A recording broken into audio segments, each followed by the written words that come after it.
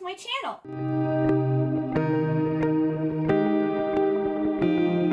So as you can probably tell by the title, today I'm going to be talking about the best and worst books of 2022. This is all of the books I loved that I read in 2022 and all the books that I didn't like that I read in 2022.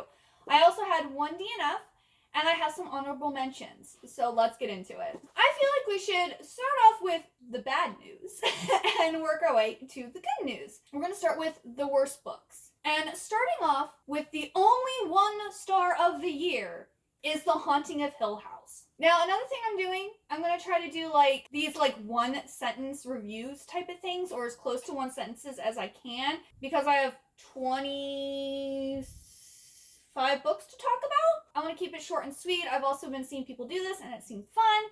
So yeah, The Haunting of Hill House. If you like The Shining by Stephen King, you'll like this book. If you didn't like The Shining by Stephen King, you will not like this book. Then I have a duology, Winter Song and Shadow Song. They both got 2 stars. Misleading synopses that left me not fulfilled, that had goblins and music in it. Plain Bad Heroines, another 2 star. A sapphic horror that doesn't explain everything. Strange Sweet Song, a YA Academy story that didn't make a lot of sense. The Inheritance of Orchidia Divinia, a family mysticism story that bored me. Swashbucklers. I had high hopes for this 80s pop culture horror adventure, and it just fell flat. Redeemed. This was the final book of the House of Night series. Going in, I knew it wasn't going to be a good time, and I was correct. Rise of the School for Good and Evil. This was probably my most surprising worst book, because I loved the School for Good and Evil series, and this one just did not work at all. The City We Became by N.K. Jemisin. Interesting story and idea, but the writing style and like the magic system was just really confusing. I was just confused. Behind the Door. This was a over-sexualized psychological thriller that had a very weird ending that didn't make any sense. And then I ended up having 1 DNF, which was Concrete Rose. I literally read the first chapter and was like, I can't read this. And it was just the writing style. It wasn't for me. So I decided not to continue it. But if you're fine with the writing style, then I say go for it, because They Hate You Give, I love that book. And this is the prequel about Star's father, and I was really excited for it, but I just couldn't get past the writing style. Then we have the honorable mentions. So these are books that I really, really liked, that I gave 4 stars to, but they just didn't become, I can't consider them like the best. So Return to the Secret Garden. This is like an adult sequel to The Secret Garden by Frances Hodgson Burnett. It is very disturbing. It's very emotional, and I ended up really liking it. The Ballad of Songbirds and Snakes. This is like the prequel novel to the Hunger Games series that follows President Snow, and I love this book. It was exciting. It gave me like the same like feels of the Hunger Game, but I felt like I really didn't know what was going to happen, who was going to die, like the stakes were high. Like I really enjoyed this book. The Court Dancer. This I read for Readathon, and I loved it. It was so good. It was very emotional. I ended up crying. I could kind of see where it was going, and it was just a very beautifully written, heart-wrenching story, and I highly recommend it. And then Iron Widow, which I originally wasn't going to read this book, and I started listening to audiobooks in 2022, and this was the first like full-length novel I ever listened to on audiobook. I listened to like, picture books and stuff like that growing up as audiobooks, but not like an actual like novel or like book. So this was the first one, and I absolutely loved it. It's about a girl boss who gets revenge for the death of her sister, and there's robots in space, pretty much. It's awesome. I can't wait for the sequel. I almost wanted to put this on the best because I did really enjoy it. Like it's so good. Now on to the best books. I have a few of these that were really shocking. One of them is Lonely Castle in the Mirror. Like, I literally went into this not expecting much of anything, and I ended up loving it. It's a slice of life, emotional, like, sci-fi twisty story, and I absolutely loved it. It is very slow.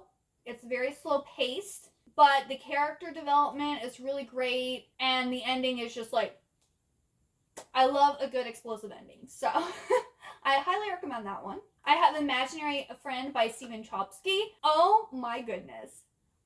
I almost want to say this might be my favorite book of the year, or it's in the top 3. This book was terrifying. It was nothing like I thought it was going to be. It was huge. It was intimidating. And the synopsis didn't really intrigue me, but wow. This is Christian fiction, and it deals a lot with, like, good and bad and who to trust and different stuff like that. And it was just so good.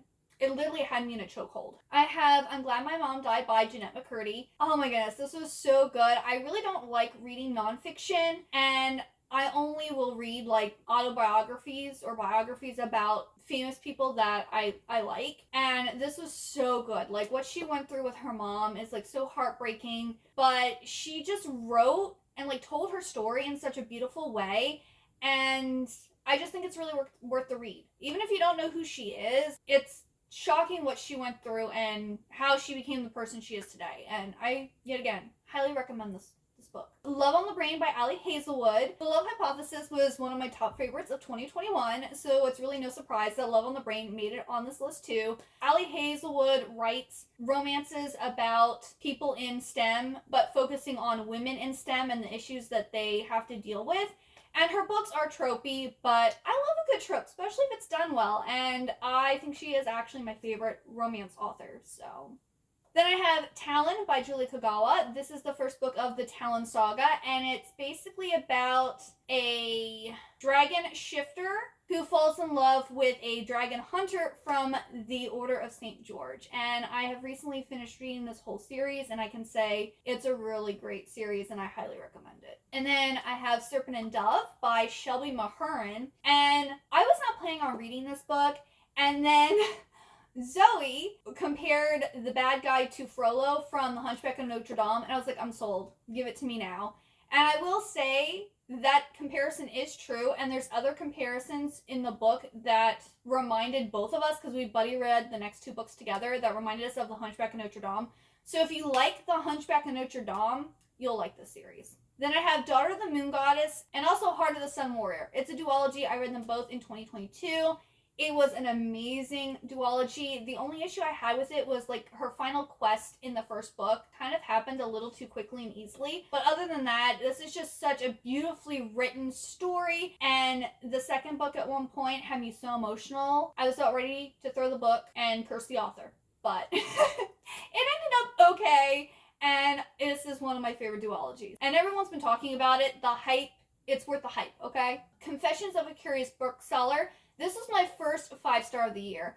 I was completely shocked. I got this free off of Amazon. They have this Amazon First Reads where if you're a Amazon Prime member, you get like 1 or 2 free ebooks a month. And I ended up grabbing this one. It's about this crazy cat lady who owns this bookshop that's kind of going bankrupt, and this new bookstore ends up in town, and she has it in her head that they are her enemies and they are out to get her and they are sabotaging her.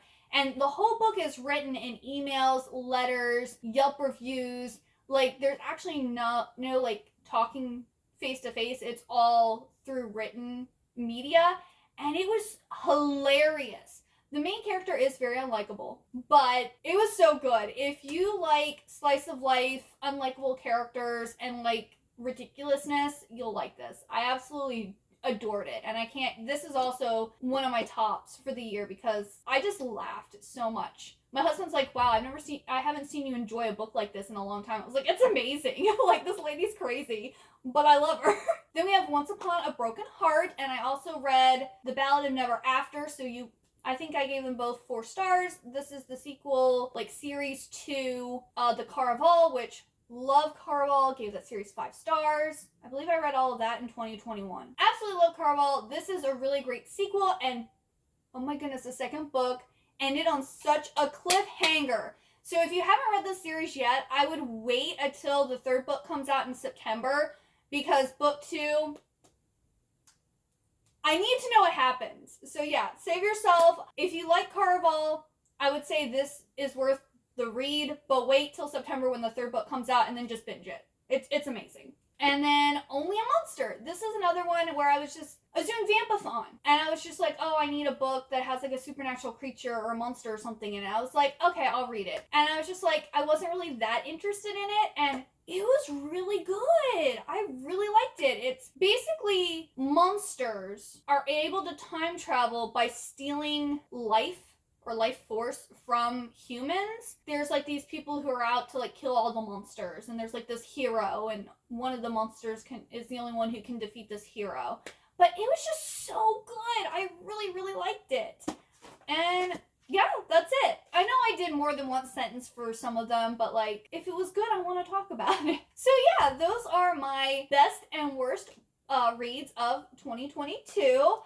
Please let me know down below if like what your worst book was and what your best book was, and if you read any of the same books as me, if they ended up on the same list, or did you do lists, do you not do lists, you know, whatever. And also please like this video and leave me a comment. Also, if you would like to talk to me more, I do have a Discord channel that I will leave linked down below. And if you got all the way to the end, please leave me the question mark emoji. I think there's one of those. Leave me the question mark emoji. And thank you so much for watching. I hope you have a wonderful good day or night, and I hope to see you next time.